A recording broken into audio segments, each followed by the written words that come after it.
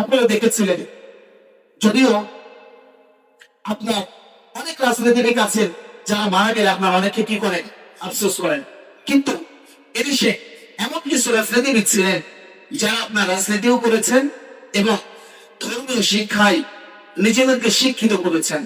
তারা যখন ক্ষমতার সর্বোচ্চ মস্তদে তারা বসেছিল, যখন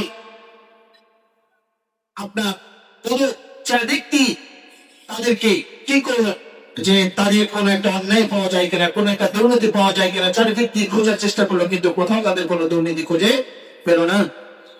তখন তাদেরকে কি করা হলো, এক পর্যায়ে এই মানুষগুলোকে তাদেরকে মিথ্যা মামলায় তাদেরকে আপনার জেলের ভিতরে বন্দী করা হলো।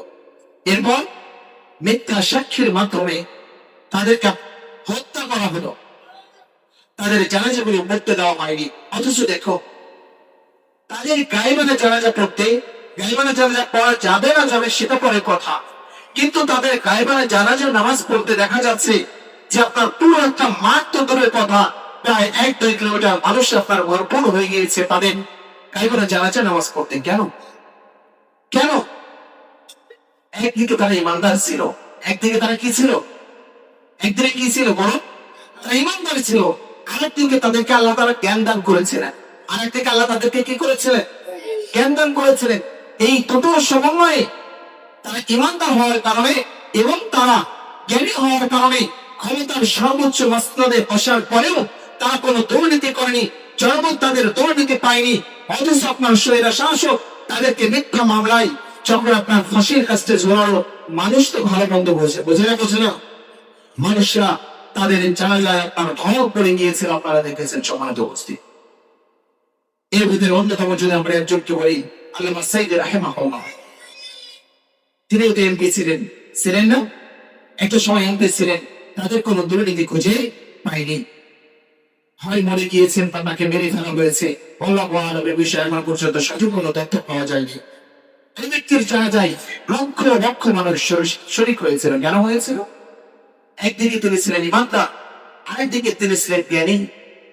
ইয়ারফা'ুল্লাহু আল্লাযীনা আমানু, আল্লাহ বলেছেন কি, ইয়ারফা'ুল্লাহু আল্লাযীনা আমানু মিনকুম ওয়াল্লাযীনা উতুল ইলমা দারাজাত, যারা আল্লাহর প্রতি ঈমান এনেছে এবং যাদেরকে জ্ঞান যারা অর্জন করেছে, তোমাদের মধ্যে যারা ঈমান এনেছে এবং যাদেরকে জ্ঞান দান করা হয়েছে, আল্লাহ তাদেরকে কি করবে, উতুল ইলমা দারাজাত, আল্লাহ তাআলা তাদের মর্যাদাকে আল্লাহ তাআলা বৃদ্ধি করে দেবে। সুবহানাল্লাহ, তাদেরকে আল্লাহ মর্যাদা বৃদ্ধি করে দেন নাই?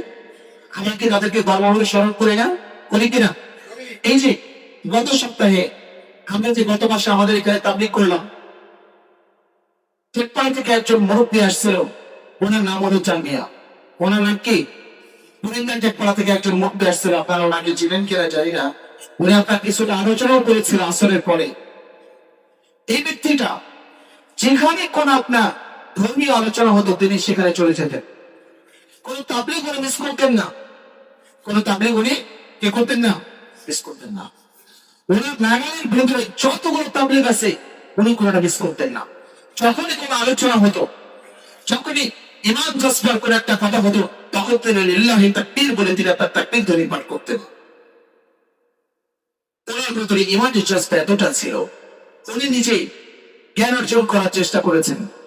সর্বশেষ উনি যদি মারা গেলেন গত সোমবার, আমি ওনার ছেলের কাছ থেকে, ওনার ছেলে আমাদের সোহানের একজন দায়িত্বশীল আবুল কালাম আজাদ, আমি ওনাকে জিজ্ঞেস করলাম আপনার বাবার মৃত্যুর ঘটনাটা আমাকে একটু বলেন। বলছে ভাই মৃত্যুর ঘটনা কি বলবো, আপনাদের মেহের পাড়াতে একটা তাবলীগ হয়েছে গতকাল গিয়ে, আপনি সেখান থেকে তাবলীগ করে আসছে রাত্রে, ফজরের নামাজ তিনি জামাতে পড়ে আসছে, ফজরের নামাজ তিনি কি করলেন, জামাতে পড়ে আসছে। তিনি ফজরের নামাজ জামাতে পড়ে এসে তার একটু খারাপ লাগছে, এই খারাপ লাগা থেকে কিছুক্ষণ পরেই তিনি আল্লাহর ডাকে সাড়া দিয়ে চলে গেলেন। কত চমৎকার মৃত্যুটা দেখুন। একজন সাধারণ মানুষ, কোন তাবলীগ করে তিনি মিস করতেন না, তিনি তাবলীগ গুলো করতেন। মৃত্যুর আগে তিনি তাবলীগ করেছেন, মৃত্যুর আগে ফজরের সালাতটা তিনি আপনার জামাতে করেছেন। সুবহানাল্লাহ। তার মুসলিম ইমাম সাহেব তার মৃত্যুকে সামনে রেখে, তার লাশকে সামনে রেখে তিনি বলছেন, একদিন উনি আমার বাসার সামনে যে মানে উচ্চস্বরে কান্না শুরু করে দিলেন। কেন দেখছেন, কি হয়েছে? আমি যে ইমাম সাহেব বসতেছি, আল্লাহ আমাকে মাফ করবে কিনা আমি জানি না, আজকে আমার তাকবীর তোলা ছুটে গিয়েছে। তাকবীর ওরা বুঝলেন, সালাতের আগে যে তাকবীর দেওয়া হয় না, ইকামত দেওয়া হয় না, উনি ইকামত সহ সালাত আদায় করেন। আল্লাহ রাসূল সাল্লাল্লাহু আলাইহি ওয়াসাল্লাম এ সম্পর্কে আপনার একটা গুরুত্বপূর্ণ হাদিস আছে, যা তাকবীর ওঠার সহিত 40 দিন একাধারে সালাত আদায় করতে পারবে, আল্লাহ তাআলা তাদেরকে মাফ করে দেবেন। সুবহানাল্লাহ। উনি তাকবীর ওঠার সাথে আপনার 5 ওয়াক্ত সালাত আদায় করার চেষ্টা করতেন। বলছেন যে আমার আজকে তাকবীর ওলা ছুটে গিয়েছে, আল্লাহ আমাকে ক্ষমা কি করবেন, এই বলেই যে কান্না করছেন। কতটা ইমাম আল্লাহ ওনাকে দিয়েছে একটু দেখো, কতটা ইমাম ওনাকে দিয়েছেন আমাদের। এই কথাটাই আল্লাহ বলছেন, একটু খেয়াল করুন। আল্লাহ তাআলা কি বলছেন? ইয়ারফা'ুল্লাহু আল্লাযীনা আমানু মিনকুম, যারা কি করেছে তোমাদের মধ্যে যারা ঈমান এনেছে, ওয়াল্লাযীনা উতুল ইলমা দারাজাত, এবং জ্ঞান অর্জনের সুযোগ আল্লাহ যাদেরকে দিয়েছেন। জ্ঞান অর্জন চাইলে সবাই করতে পারে না। প্রথমত নিজের চেষ্টা থাকতে হবে, 2 নম্বর আল্লাহর রহমত থাকতে হবে। 2 নম্বর আল্লাহ কি থাকতে হবে? রহমত থাকতে হবে। উনি কোনো একাডেমিক শিক্ষিত কোনো ব্যক্তি ছিলেন না। আমি যে চামিয়ার কথা বলছি, উনি ছিলেন ইমানদার, উনি ছিলেন একজন জ্ঞানী ব্যক্তি। উনি জ্ঞানী না থাকলে উনি জ্ঞানীদের সাথে চলার চেষ্টা করতেন। উনি জ্ঞানীদের সাথে চলার চেষ্টা করতেন। ওনার জানা যায় অসরঙ্গী মাদ্রাসার মধ্যে যে হাজার ব্যস্ত, তিনি ওনার জানা যায়। ওনার জানা যায় আমাদের মতো ছোট মানুষরাও হাজার ব্যস্ত থাকার পরেও এখান থেকে ওনার জানা যায় ছুটে গিয়েছি। যদি উনি আমার পূর্ব পরিচিত ছিল, 2011 থেকে আমি ওনাকে চিনি, ওনাকে জানি উনি কতটা ভালো মানুষ ছিলেন।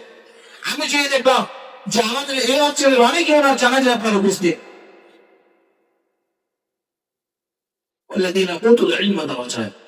আল্লাহ তাদের সম্মান বৃদ্ধি করে দেবে।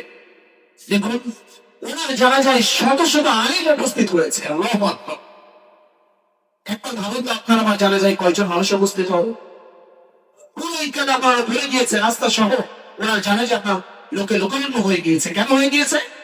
একদিকে তিনি ছিলেন ইমানদার, অন্যদিকে তিনি আপনার জ্ঞানীদের সাথে চলাফেরা করতেন, যে কারণে আল্লাহ তাকে কিছুটা জ্ঞান দান করেছেন। তিনি আপনার জ্ঞানী হয়েছেন, তিনি জ্ঞান অন্বেষণ করার চেষ্টা করেছেন, জ্ঞানী আপনার জানায় উপস্থিত হয়েছে। আরেকটা বিষয় মুহাম্মদ সাল্লাল্লাহু আলাইহি ওয়াসাল্লাম যে কথা বলেছেন, যখন আল্লাহর কোন প্রিয় বান্দা মারা যায়, তোমরা তাদেরকে বুঝবে কিভাবে? দেখবে তাদের ললাটটা ঘেমে যাচ্ছে। আমি দেখলাম যখন জানাজার সালাত শেষ করে ওনাকে এক নজর দেখলাম, সত্যি দেখলাম ওনা আপনার ললাটটা আপনার ঘেমে গিয়েছে। কত চমৎকার নৃত্য! মুহাম্মদ সাল্লাল্লাহু আলাইহি ওয়াসাল্লামের সেসব কথাগুলো যারা আপনার তাবলীগের সাথে মৃত্যুবরণ করেছে, আবার ফজরের সালাত জামাতে আদায় করে মৃত্যুবরণ করেছে, আবার ওনার জানা যায় মানে শত শত আলেমের উপস্থিতি, ওনার জানা যায় মানুষ একবারে ভিড়ে আসছে চারিদিক থেকে, আপনার এত মানুষ। আবার মুহাম্মদ সাল্লাল্লাহু আলাইহি ওয়াসাল্লামের সেই ভবিষ্যৎ বাণী, যারা হবেন ইমানদার তাদের ললাটটা ঘেমে যাবে, তোমরা দেখবে হালকা হালকা না। যে মানুষটার ভিতরে জিনিস বলতে একটা করে সম্মান হাজির। কেন আল্লাহ তাদের সম্মানটা বৃদ্ধি করলেন? তিনি ইমানদার এবং তিনি জ্ঞান অর্জন করেছেন। তাহলে আমাদেরকে জ্ঞান অর্জন করতে হবে, আমাদেরকে ইমানদার হতে হবে। আমাদেরকে কি করতে হবে? ইমানদার হতে হবে, আমাদেরকে দিনে ইলম শিখতে হবে। তো শুধু আমরা কি শিখলে হবে? একটা আমাদের সন্তানদেরকে শেখাতে হবে। কোনটা কি বলে? শুধু আমরা শিখলে হবে না, আমাদের সন্তানদেরকে শেখাতে হবে। নিশ্চয় আমাদেরকে আমরা শুধুমাত্র জ্ঞান অর্জন করলে হবে না, আমাদের সন্তানদেরকে সঠিক জ্ঞান শেখানোর জন্য চেষ্টা করতে হবে। দেখুন, আল্লাহ রাসূল সাল্লাল্লাহু আলাইহি ওয়াসাল্লামকেও যখন পৃথিবীতে পাঠানো হয়েছিল, তিনি কি অনেক শিক্ষিত ছিলেন? আল্লাহ রাসূল কি কোনো কিছু পড়তে পারতেন? কথা বলুন, পড়তে পারতেন? তিনি পড়তে পারতেন না। জ্ঞান অর্জন করতে হবে, জ্ঞান অর্জনের জন্য চেষ্টা করতে হবে। আল্লাহ তাআলা আমাদেরকে কি জানিয়ে দিচ্ছেন? সূরাতুল জুমআহ, এই কথা বলছে কে? সূরাতুল জুমআহ।